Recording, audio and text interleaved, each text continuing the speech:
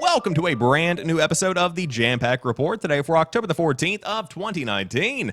Of course, my name is Samuel Adams, and this is a daily digest of the hottest news that you need to know coming out of the gaming industry. If you enjoy the show, be sure to subscribe on YouTube, find it via a podcast service of your choosing, and on top of that, a bit of an announcement.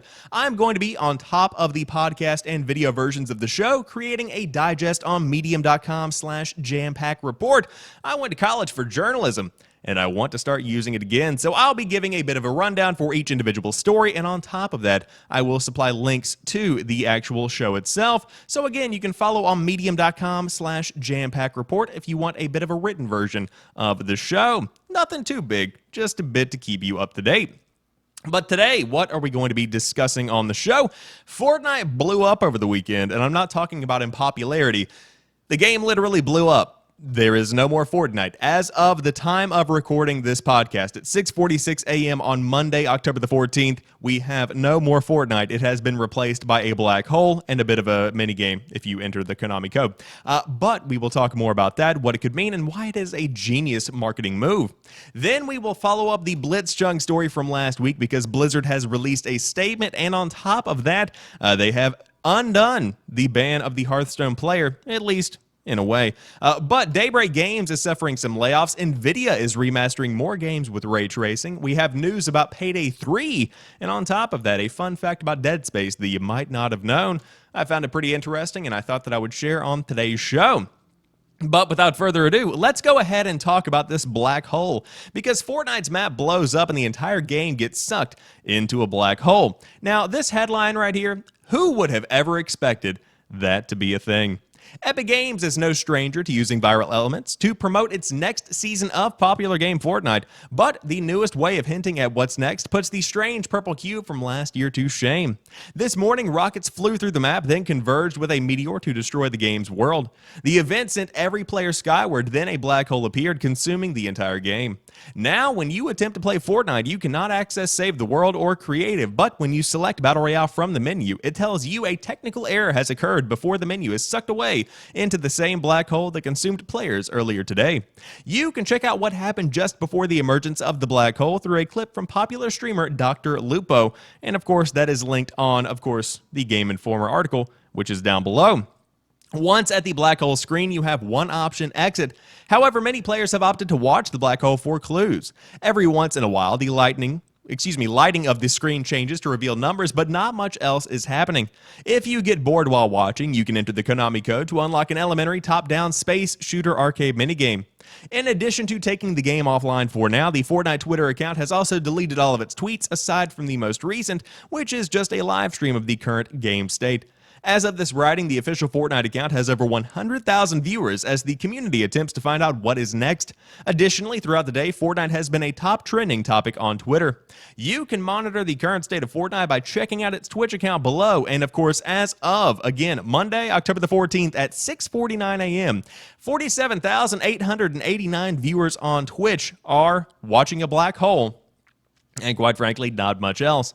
But this has been the best use of downtime that I have ever seen in all of my years of being in this industry and paying attention to what's happening in gaming. Because I guarantee you that there was some kind of meeting with the tech team behind Fortnite, and they said, hey, whenever the new season comes out, we are going to be adding an entirely new map. That's going to take more downtime than we've ever needed before. It could take between 1 and 2 days. How do we want to address this? For smaller games, you would have to come out with a PR statement saying the game is going to be down for 24 to 48 hours, and we will appreciate your patience and understanding during this difficult time. With Fortnite, it's so big and it's so popular around the world that you can literally create an event where there is a black hole that sucks the entire game into it and then put a whole bunch of trivial numbers on the screen that are being decoded into legitimate messages and then update the game behind the scenes. Now, that is a much better option because that generates the excitement. Again, Fortnite, once again, top trending topic on Twitter. People around the world creating memes, tweeting what's going on, trying to decipher these numbers that are popping up on the screen as time goes on. In fact, last night, right before I left work, there was somebody watching a live stream with over 50,000 viewers trying to decipher exactly what was going on with the numbers themselves. At the end of the day, likely within a couple of days, we are going to be seeing the new game mode anyway, the new map anyway. It doesn't really matter, but it does keep people invested. It keeps people tuned in. And that's exactly what the goal is. But without a doubt, the best use of downtime that I have ever seen in my entire life, and really something to behold. But again, if you do want to check out the updates live, tons of people streaming on Twitch, Mixer, YouTube, Facebook. If you want to see it, you can probably find it. And man, nobody does it like Epic Games. This event was something to see. I happened to tune in to the official Fortnite account right when the explosion happened, and it truly is quite an event. I've said it before and I'll say it again. Whenever I was growing up, Call of Duty was the big thing, specifically around Modern Warfare, Modern Warfare 2. That's whenever I really got into the gaming scene and started paying attention to games themselves. And so if I was in those shoes today, playing Fortnite like I was playing Call of Duty back in the day, this would be life-changing. This would be world-shaking. I mean, really, this would have been so cool, and really, it kind of is. But that being said, hey, Epic, you probably want to get the game back online ASAP because kids are kind of freaking out. Regardless, moving on to the next topic of the day, an update from last week's discussions around Blitz, the banned Hearthstone player, who has now been given a half of the original sentence, and on top of that, has been given back his prize money. Blizzard has had a week. After levying a year-long ban and withholding tournament winnings from professional Hearthstone player Blitz for his pro-Hong Kong statements during a Blizzard-hosted stream, an overwhelming flood of disapproval came from all angles. From players to enthusiast press to mainstream media to legislators to its own employees, nearly everyone disagreed with the way Blizzard handled this political firestorm. After several days, Blizzard has finally relented, sort of. In a lengthy message from Blizzard President J. Allen Brack, it was revealed that Blitz suspension will be reduced to 6 months and he will be able to keep the prize money he was stripped of. Further, the two casters who conducted the interview will also be suspended for 6 months. Originally, their contracts were terminated. Blizzard essentially fell back on the tired and true internet commenter argument of keep politics out of our video games. Brack says the official broadcast needs to be about the tournament and to be a place where all are welcome. In support of that, we want to keep the official channels focused on the game. As for the halved suspension, Brack states there is a consequence for taking the conversation away from the purpose of the event and disrupting or derailing the broadcast. However, Blizzard insists that the actual sentiment of Blitzchung's message was not a factor. Quote, I want to be clear. Our relationships in China had no influence on our decision, Brack says. Following the disciplinary actions, most people came to the logical conclusion that Blizzard was acting as an agent of the Chinese government in helping censor the Hong Kong liberation movement. It's reasonable to assume that Blizzard's inaction would lead to China banning Blizzard products. It's essentially what's happening right now with the NBA and the Houston Rockets. So, is it good enough, they ask at Destructoid? Is anything good enough at this point? Blizzard's initial actions were so ill-advised and reactionary that any subsequent development seems equally reactionary, just in the other direction. Its harsh punishment of Blitzchung was a means of appeasing an authoritarian regime, although Blizzard denies this up and down. Walking the discipline back is a means of currying favor among the droves of players who swore to boycott Blizzard games. These waters aren't ever getting unmuddied. This debacle is high profile and high stakes and highly embarrassing. It's impossible for everyone to be happy. Blizzard hopes that maybe with some contrition, what a strange word to use there, and transparency, a half-hearted statement that every voice matters, someone will be able to be happy. There is no right answer anymore. At least Blitzchung gets his money back. Now, of course, as everyone agrees, this isn't about the money. They mention it in the actual update. This is not about the money, although Blitzchung getting his money, that's good in my book as well. It's a very complicated issue. I've said it before and I'll say it again, but I still have a bad taste in my mouth, and I think this article, although it is, of course, leaning towards the side of Blizzard still being the bad, big, evil corporation, this article does say that there is no easy way out of this. For Blizzard, there is no easy way to clean the slate. There is no easy way to start over. It's just a bad situation all around, and at the end of the day, you really probably should let players have their voice. Epic has come out and said, yeah, we aren't going to be penalizing any of our players who have political statements to make. That is their prerogative. Let them make it. In addition to that, the ESL has come out and said, hey, let's not talk about Hong Kong that much. Let's just kind of keep that one under wraps. So each individual corporation, each individual entity has a different way they deal with political conversation in the gaming space. And unfortunately, or even I would say fortunately, depending on how you look at it, the entire world has kind of come together in a way that we've never really seen it come together before. Every little piece is integrated with every other piece. Everything is connected in a way. And so to be able to completely ignore what's happening around the world, which, of course, what's happening in Hong Kong is very significant, seems to be a bit, of a situation of turning your blinders on. It'd be like if the entire room was on fire and you're the dog sitting there saying, this is fine. A bit of a thing like that. So with that being said, the status of the situation is now that Blizzard has BlizzCon coming up. They've released this half-hearted statement that many people don't accept.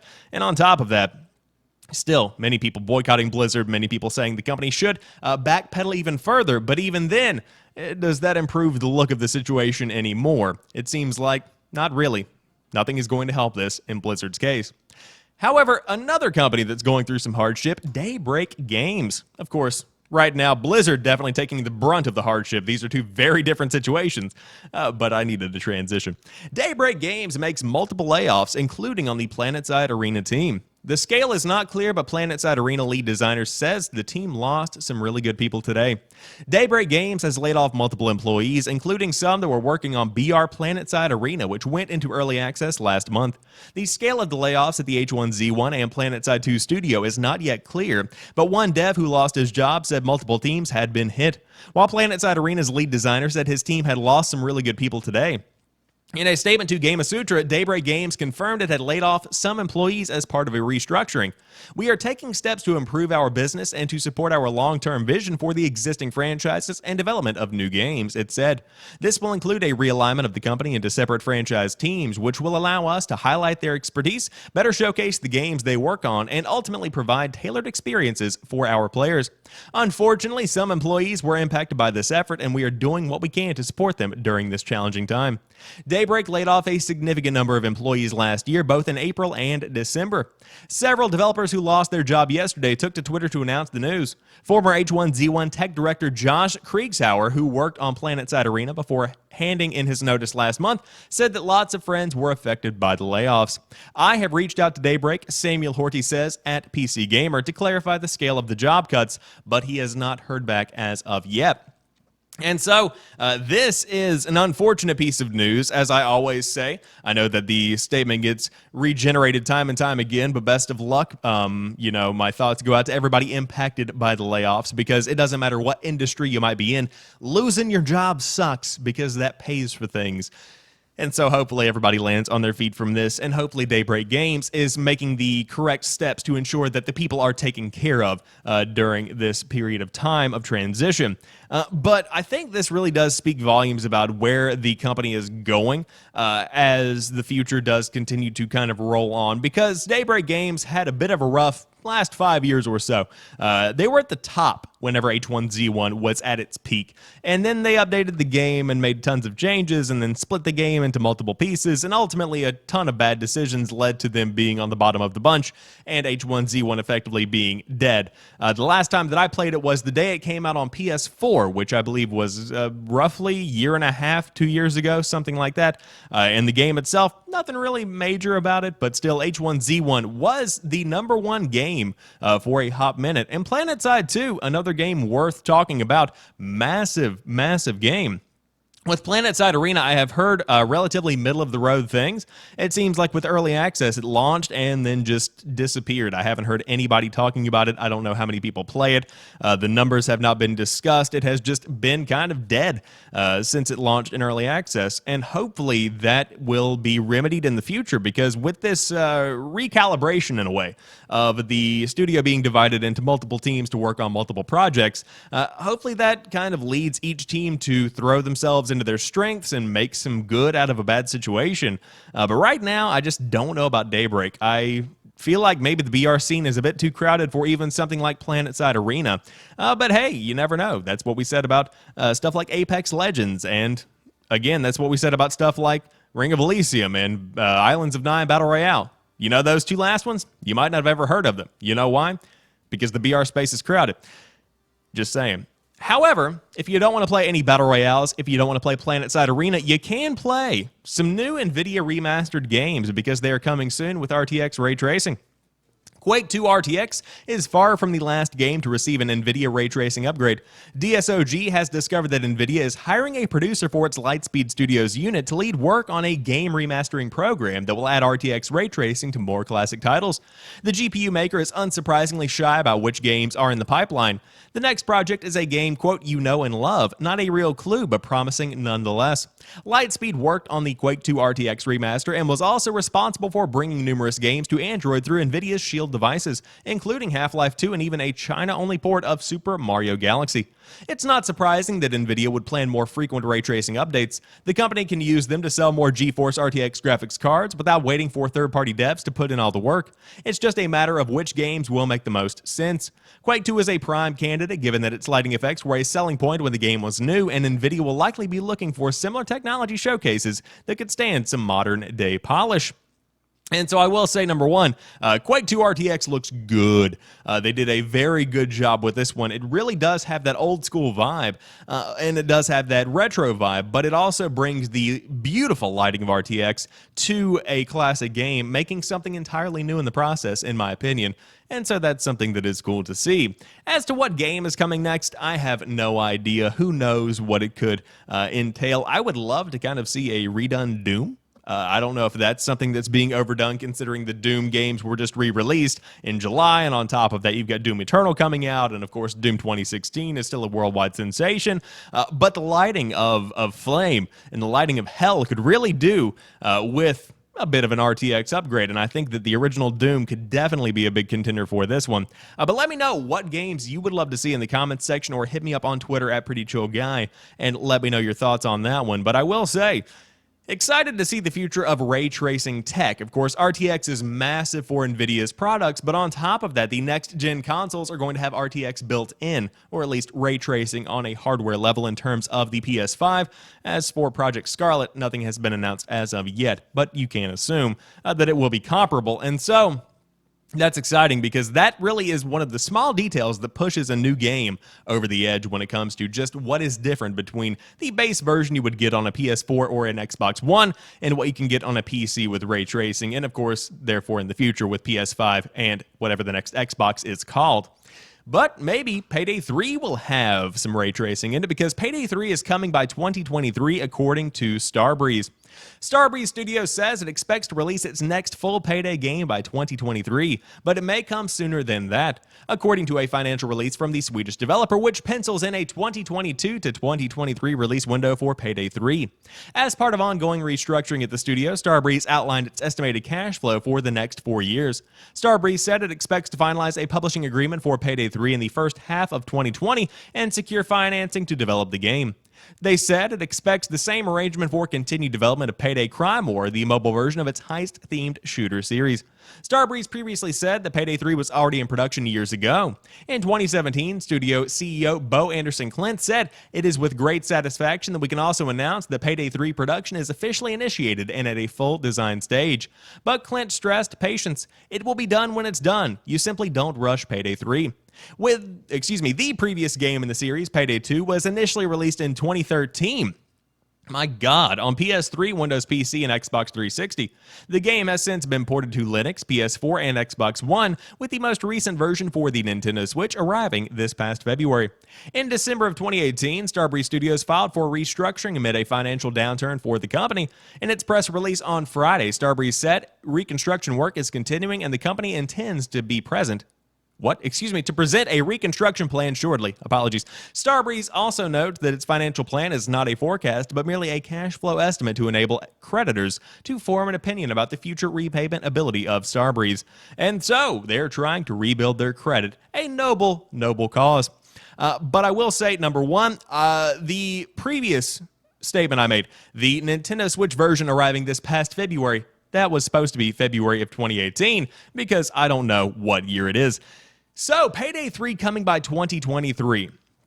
This was not something that I believe should have been officially announced in any kind of capacity. Of course, the documents that are going to come out whenever they are going to be filing these restructuring plans, etc., will show these games and their prospective release dates, but you shouldn't really come out and unveil anything right now. And of course, I don't think that they really did in a way. Now, on top of that, 2023 is a long time, and so I think this one is going to be simmering for potentially even longer than that if I did have to guess. But Payday 2 was a huge worldwide success, even though Starbreeze did not do so well on the back end. Of course, there's a lot of stuff going on behind the scenes with Starbreeze, mainly because they, as a publishing arm, if I remember correctly, took a big hit whenever a big game failed. But in addition to that, Payday 3 is going to be, of course, something that tons of people have their eyes on, tons of people are going to pre-order, and it has a lot of potential going forward. The big question is, by 2023, will that name still have relevance?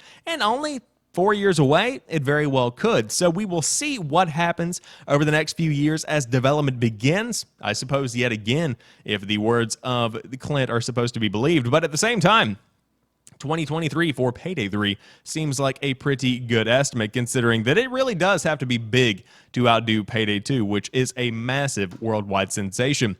But to end off today's show, did you know Dead Space was built from the bones of Tiger Woods PGA Tour? That's right, it indeed was. Dead Space's Isaac Clarke has popped up in some unlikely places over the years. When he's not been cutting up monsters on mining ships, you might have spotted him in the links on Tiger Woods PGA Tour 10, running the floor in NBA Jam on Fire Edition, or grinding the rails in Skate 3. These crossovers, usually in the form of character outfits, have always felt bizarre, but in Tiger Woods' case, it turns out Clarke had a good reason to feel right at home with a driver in hand. EA Redwood Shores, which later became Visceral Games, built Dead Space using a modified version of the Tiger Woods game engine. RIP Visceral Games. Level designer Ben Johnson said on Twitter yesterday that the costume crossover was therefore as simple as putting a single model in the game. Studios often reuse or modify engines between different series, but the fact two games in such different genres share the same lineage is interesting. It makes me wonder what other unlikely pairs of games were offshoots of each other. Some Googling reveals that Metal Gear Solid 5 was built using the same engine, Konami's Fox engine, as many of the PES games, of course being Pro Evolution Soccer, for example. EA Redwood Shores developed the Tiger Woods games from 2000 to 2007, and 2 years before Dead Space came out, but the series has remained under the EA umbrella ever since then. Number one, first and foremost, we need a new Dead Space game. Let that go and let somebody else work on it, because those were some of the best atmospheric horror games, and I do consider them horror games, that I have ever played. But on top of that, wow, who would have thought that it was built on the skeleton of PGA Tour? I feel like somewhere along the line I might have heard rumors of that, but at the same time, to have a full confirmation from somebody who used to be on the team, that is something that I love to see. And you really do love to see these little tidbits coming out of the gaming industry. But that is why, of course, Isaac Clarke is in Tiger Woods, or at least that's why it makes it easier for him to be in Tiger Woods PGA Tour 10. However, that rounds out today's episode of the Jampack Report. If you enjoyed this one, drop me a like down below if you are on YouTube, or if you are on a podcast service listening to the show, leave me a good review. That always helps, and I would appreciate it very much.